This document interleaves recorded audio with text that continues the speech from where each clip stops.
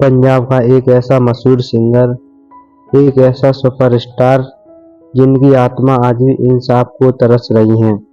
ऐसा महान पंजाबी सिंगर जिसकी मौत सरेआम हुई और आज तक कातिल पकड़ा भी नहीं गया, मगर इल्जाम कईयों पर लगे।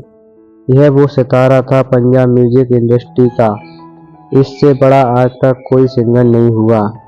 साल के 365 दिन में 366 शो करने का रिकॉर्ड है। 70 और 80 के दशक में सबके दिलों पर राज करने वाला अमर सिंह चमकीला। इनके गाने ऐसे थे, एक बार इंसान सुनना शुरू करता तो रुकता नहीं था। लोगों को चमकीला के गानों की मिठास जिंदगी की बातें लाते थे और लोग दीवाने हो जाते। सामाजिक समस्याओं को अपने गीतों के बोल में टारगेट करते और इनके गाने खासकर ट्रक ड्राइवर्स के बीच बहुत ही ज़्यादा फेमस थे। एक बार जो उनकी कैसेट लगती फिर बदली नहीं जाती। लेकिन जब ये महज 27 साल के थे तब इनकी सरेआम बेरहमी से हत्या कर दी गई। साथ ही उनकी बीवी और 2 और साथियों को भी मार दिया गया। इस खबर से पूरे देश हिल गया, हर तरफ तहलका मच गया। आज पंजाब म्यूजिक इंडस्ट्री जिस जगह पर है वो शायद आज अलग मुकाम पर होती अगर अमर सिंह चमकीला जिंदा होता।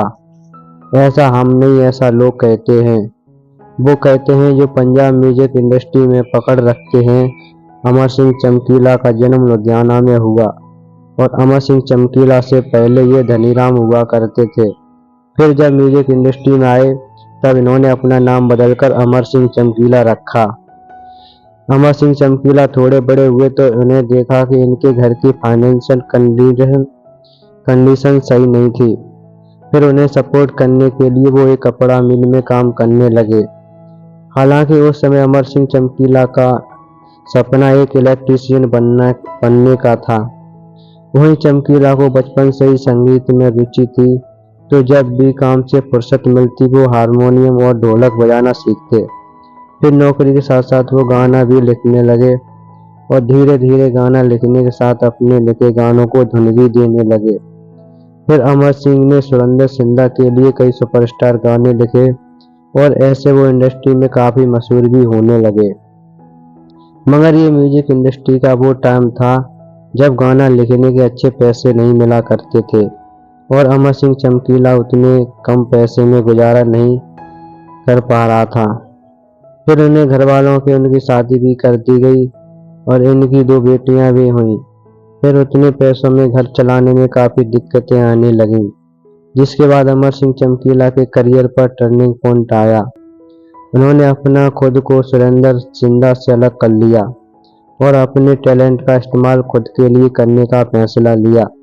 जिसके बाद चमकीला ने खुद के लिए गाना लिखने और गाना शुरू किया, साथ ही स्टेज परफॉर्मेंस भी देने लगे। फिर कुछ वक्त के बाद इसकी लाइफ का दूसरा टर्निंग पॉइंट आया। फीमेल सिंगर्स के साथ काम करने के बाद उन्होंने अमाद खुद के लिए खुद गाना लिखने शुरू किए और गाना गाने लगे। तब 1980 में इनका पहला एल्बम आया जिसको लोगों ने बहुत पसंद किया। फिर कई फीमेल सिंगर के साथ काम करने के बाद इन्होंने अमरजोत नाम की एक फीमेल सिंगर के साथ काम किया और वो सभी एल्बम से बेहतर परफॉर्मेंस करने लगी।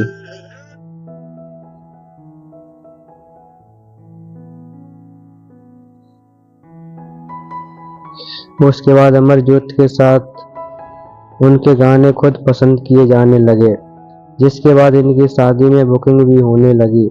इन दोनों की साथ में डिमांड बढ़ गई और ये वही समय था जब दोनों साथ इतने फेमस हो गए कि दोनों ने साल की 365 दिन में 366 शो किए। कम समय में ये इतने फेमस थे कि न सिर्फ पंजाब में बल्कि ये देश के बाहर, और ये तब भी काफ़ी महंगे सिंगर बन गए। जब तक ये सिंगर 1000 या 2000 रुपये लेते थे तब अमर सिंह चमकीला शादियों में अपनी परफॉर्मेंस के लिए 4000 रुपये लेते थे।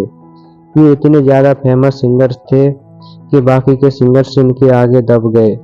यहाँ तक कि कहते हैं कि कुछ सिंगर्स को काम न मिलने की वजह से सिंगिंग तक भी छोड़नी पड़ी, क्योंकि जब पंजाब के सारे शो बुकिंग की सिर्फ चमकीला को ही मिल रही थी और बाकी के सिंगर को कोई पूछ तक नहीं रहा था। फिर बढ़ती हुई लोकप्रियता के दौरान अमर सिंह चमकीला ने अपनी शो सिंगर अमरजोत के साथ 1983 में दूसरी शादी कर ली, जहां चमकीला एक दलित परिवार से आते थे और अमर